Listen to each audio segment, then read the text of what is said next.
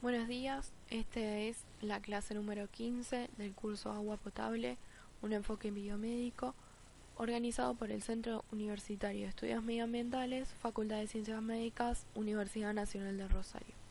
En este encuentro desarrollaremos la determinación de fluoruro en agua potable. Para empezar, podemos decir que el flúor en su forma elemental es un compuesto gaseoso de color amarillo pálido, pero que debido a su elevada electronegatividad lo encontramos reducido en la naturaleza como fluoruro y va a formar parte de rocas y sales constituyendo el 0,03% de la corteza terrestre.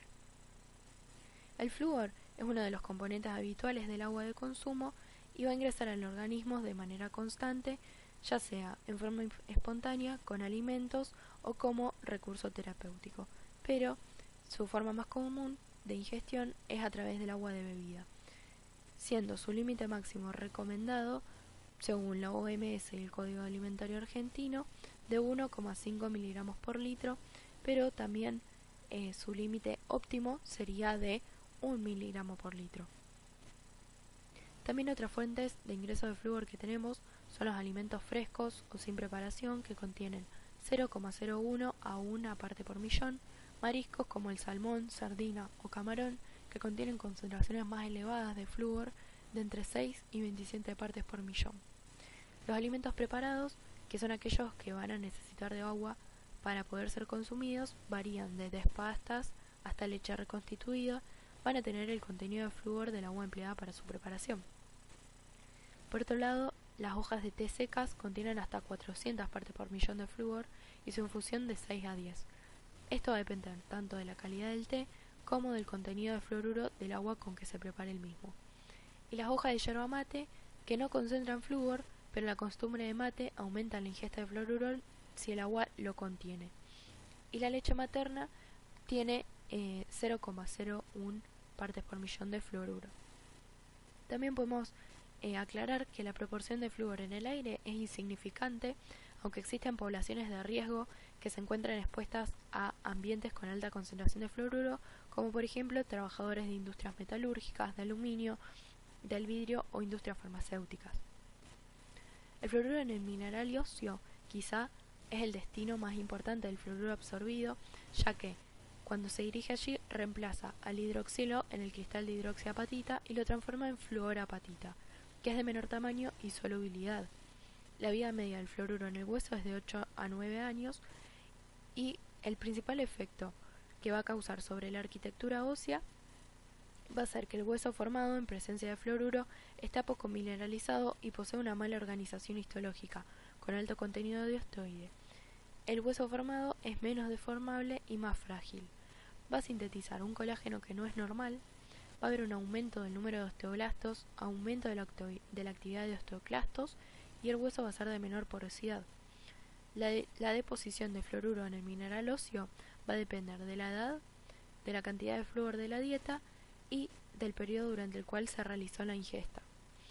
Se han observado que mujeres de poblaciones que se hallaron expuestas a aguas de bebida con concentraciones relativamente altas de fluoruro presentan menor frecuencia de fracturas vertebrales que mujeres de poblaciones donde el contenido de fluoruro de agua es bajo. En poblaciones donde el agua de bebida contiene 1 parte por millón de fluoruro, la frecuencia de fracturas femorales fue significativamente menor que en poblaciones con agua sin fluoruro. Aunque estos efectos no pueden ser directamente atribuidos al fluoruro. En dosis más elevadas, el fluoruro altera el funcionamiento de la cadena respiratoria, aumenta la producción de especies reactivas del oxígeno y la inflamación a nivel óseo. Lo expuesto explica el efecto deleterio que tiene el fluoruro sobre el tejido óseo. Todo esto que nombramos indica la existencia de una acción del fluoruro sobre el tejido óseo, destacándose su actividad neoformadora, aunque con la formación de un hueso que no tiene características que sean habituales. En todos estos trabajos se observa que la presentación de mejorías o de una nueva formación de hueso requiere al menos un año de tratamiento. Por otro lado, podemos nombrar el fluoruro como prevención en la carie dental, donde se ha demostrado que el mismo, utilizado en forma tópica sobre el esmalte dental, tiene un efecto beneficioso en la prevención de caries dentales. Según publicó la OMS en uno de sus informes, el agua potable con 1 miligramo por litro de flúor posee una notable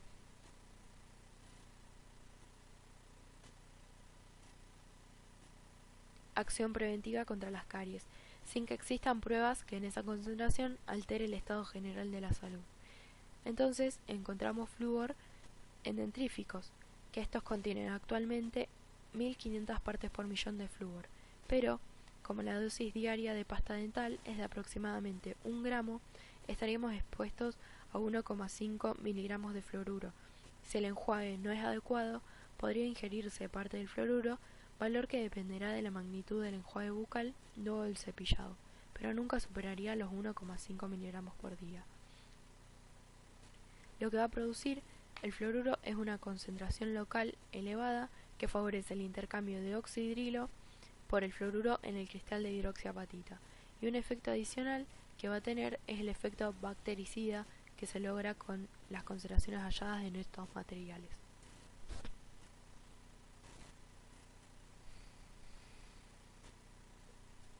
Por otro lado, la mayor parte de las investigaciones realizadas sobre enfermedades bucales han demostrado que las caries dentales forman parte de las patologías con mayor prevalencia en la población. Esta patología, una vez instalada, va a generar muchas dificultades en la alimentación, situaciones de dolor, limitaciones, provocando muchas veces una barrera más al acceso de desarrollo social, generando situaciones de inequidad, dificultades de inserción laboral social, días de trabajo perdido, complicaciones asociadas a otras patologías, etc. En Argentina, en el año 1975, el 7 de noviembre, se publicó en el Boletín Oficial la Ley Nacional 21.172, que garantiza la fluoración de aguas de consumo con el objetivo de proteger la caries dental, y ha sido una práctica habitual durante estos años. Se prevé en la misma la provisión de sales fluoradas por parte del Estado Nacional para que las provincias que cuentan con plantas potabilizadoras para tal fin puedan poner en marcha esta política pública de prevención. Esta práctica, a partir del año 2007, comenzó a ser dejada de lado, ya que al parecer no tendría ningún efecto beneficioso y la relación costo-beneficio no era de lo más óptimo. El conocimiento actual permite afirmar que sería una práctica inapropiada que además expondría a la población a una dosis de fluoruro inadecuada. También podemos nombrar efectos tóxicos del flúor que se producen con un consumo crónico del mismo y en concentraciones que sean elevadas, no las recomendables. La fluorosis, que es un cuadro clínico que puede presentar signos leves como el moteado de dientes hasta alteraciones graves del aparato locomotor y endocrino. Distintos trabajos de investigación describieron cuadros de hiperparatiroidismo en seres humanos que residen en zonas de fluorosis. También produce alteraciones renales que han sido muy estudiadas consecuencia del empleo de un anestésico que es el metoxiflurano, que se metaboliza dando fluoruro, y a este se lo identifica como el responsable final de alteraciones en la función renal. También se demostró que el fluoruro ingerido en concentraciones compatibles con las halladas en personas que residen en áreas con agua de consumo, con alto contenido del mismo, o que reciben sales con flúor por el tratamiento de osteoporosis, producen una disminución de la secreción de insulina. Bien, los métodos de determinación de fluoruro en aguas de consumo pueden ser por técnicas espectroscópicas, donde el fluoruro reacciona dando compuestos coloreados, y por potenciometría. La potenciometría a su vez presenta dos modalidades: la potenciometría directa, que se aplica cuando el fluoruro se halla soluble y no existen sustancias que interfieran con él mismo, y otra que se utiliza cuando el fluoruro no está soluble o libre, y donde debe aislarse de la muestra con una técnica que se denomina microdestilación isotérmica, y luego se aplica la potenciometría directa.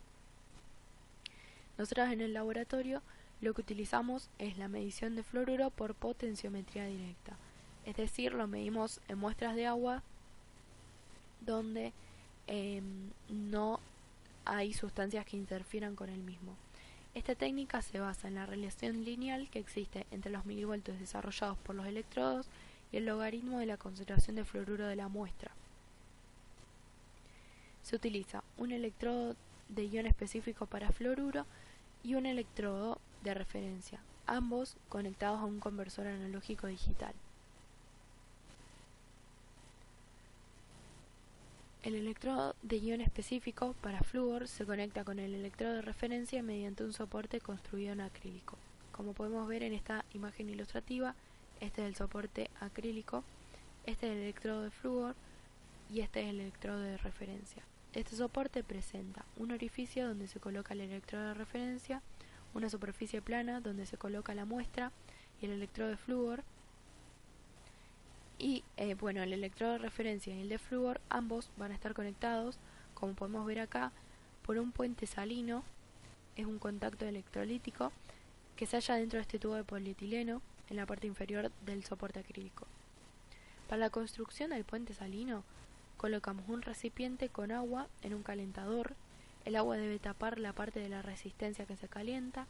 Colocamos en el recipiente con agua un frasco con agar, como este que vemos en la imagen, al 2%, saturado en cloruro de potasio.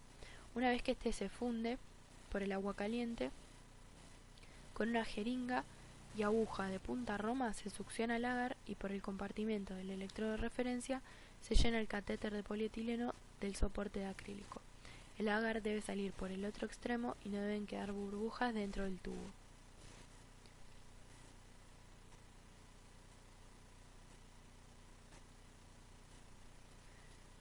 Colocamos por traslado el electrodo de referencia en su receptáculo, como vemos acá, y se agrega cloruro de potasio saturado hasta la tercera parte del contenedor. Para comenzar, debemos contar con un kit de medición de tapa roja que se encuentra en la heladera. Este va a tener nuestras soluciones testigo o patrón y la solución QC. Y por otro lado debemos tener las muestras de agua que querramos medir. La solución patrón o testigo, la solución QC y las muestras de agua a medir se colocan en el espacio plano del soporte acrílico con una micropipeta, y este volumen que se coloca acá debe ser siempre superior a los 20 microlitros. Luego, el electrodo de flúor se baja y está en contacto con esta misma muestra. Preparación de curva, QC y muestras. Todas las soluciones testigo, QC y muestras se van a medir por duplicado, ya que van a estar sujetas a controles de calidad con tubos debidamente rotulados. Como vemos acá en la imagen, todas se miden en 2 tubos, es decir, por duplicado. A los tubos se le coloca 10 microlitros de buffer más 100 microlitros de cada solución testigo o patrón, solución QC o de las muestras de agua. Las soluciones testigo patrón que utilizamos en agua de consumo son de 19 partes por millón, 8 partes por millón, 1.9 partes por millón, 0.8 y 0.19 partes por millón. Es importante, por otra parte, comprobar que el conversor esté conectado a la PC por un cable de serie y los electrodos al conversor. Y todo esto que esté enchufado a una red 220. Es decir, como podemos ver en esta imagen, los electrodos deben estar conectados a este conversor y el conversor a la PC, que es la que nos va a arrojar los datos que necesitamos. Entonces se colocan los testigos, la solución QC y las muestras de manera consecutiva en el sitio de medición, que es la parte plana, donde luego va a estar en contacto con el electrodo de flúor. Damos la orden para bajar el electrodo y en el conversor va a haber una llave que dice medir, que es donde que la tenemos que colocar en esa posición, y finalizado el tiempo de medición de la primera muestra, que eso siempre se organiza en el software de la computadora, casi siempre es de 30 segundos, se coloca el conversor luego en stand-by, se levanta el electrodo de flúor y se seca con un papel absorbente y se procede a colocar la siguiente solución. Este procedimiento lo realizamos de manera sucesiva hasta finalizar con todas las muestras. Cuando se finaliza la medición, se coloca el electrodo de referencia en su recipiente y se limpia el electrodo de flúor con papel absorbente embebido en agua destilada, se lo seca bien y se coloca luego el protector. Para sacarle el soporte, el puente salino que conectaba ambos electrodos, se saca el soporte acrílico de su sitio y se utiliza el kit de puente salino, que contiene una jeringa con un tapón. Y luego se vuelve a colocar el soporte de acrílico en su lugar y se tapa con su funda. Las siguientes imágenes muestran los controles de calidad a lo largo del tiempo en nuestro laboratorio. La primera figura muestra los valores de unidades de desvío estándar que, como se observa, caen en su mayoría en el rango, en el intervalo de 2 y menos 2, aunque existe una leve tendencia a que estos valores sean cercanos a 0 o menores que él, lo que indica la presencia de algún error sistemático. El valor de r al cuadrado es siempre muy cercano a menos 1, indicando una buena linealidad de la curva de calibración. El valor del CB porcentual indica que en las últimas mediciones se logró bajar el error aleatorio a valores deseables menores al 10%. El porcentaje de recuperación deseable, este que vemos acá, es entre 90 y 110. Se observa que algunas mediciones que no se alcanzó este estándar, como las que podemos ver acá, las cuales fueron desestimadas y la determinación de estas se volvió a repetir. La siguiente figura muestra las concentraciones de las muestras medidas en el QUEM. En la primera gráfica se muestran las mediciones en un diagrama de cajas y bigotes. El límite superior de la caja indica el percentilo 75 y el inferior el percentilo 25. La línea negra del interior de la caja indica la mediana. Entonces se puede aproximar que el 75% de las muestras medidas tiene menos de 1,2 partes por millón, el 50% tiene menos de 0,5 partes por millón y un 25% tiene menos de 0,2 partes por millón. El valor mínimo medido, indicado por la línea de trazos, indica que es cercano a 0 y el agua de mayor concentración indica que superó las 5 partes por millón. Las líneas verdes y rojas indican el límite recomendado, es decir, la verde el límite recomendado, que es de una parte por millón, y la roja indica el límite máximo obligatorio, que es de 1,5 partes por millón. La segunda gráfica nos muestra los mismos datos en forma de histograma. Como podemos observar, casi 200 muestras tienen concentraciones menores a 0,5 partes por millón y pocas muestras superaron las 4 partes por millón. Y la última gráfica nos muestra los mismos datos pero en forma individual. Los valores se concentran cercanos a 0 y la distribución de datos a lo largo del tiempo es uniforme. Luego tenemos las mediciones realizadas en el QUEM, donde se han medido aproximadamente 400 muestras de agua de diversos orígenes que, discriminando por tipo, se muestran en esta siguiente tabla. Por ejemplo, las de pozo son 147, de red 208, ósmosis inversa 14 muestras, envasadas 16 muestras, superficial 5 muestras, de filtro 13 muestras y otras 8 muestras. Se muestra en una presentación boxplot de cajas y bigotes las concentraciones de fluoruro en partes por millón halladas en cada fuente. Como se puede observar, no hay grandes diferencias entre las aguas de red y las aguas de pozo. Sin embargo, como era de esperar, las aguas provenientes de ósmosis inversa están muy bajo del límite de 1,5 partes por millón.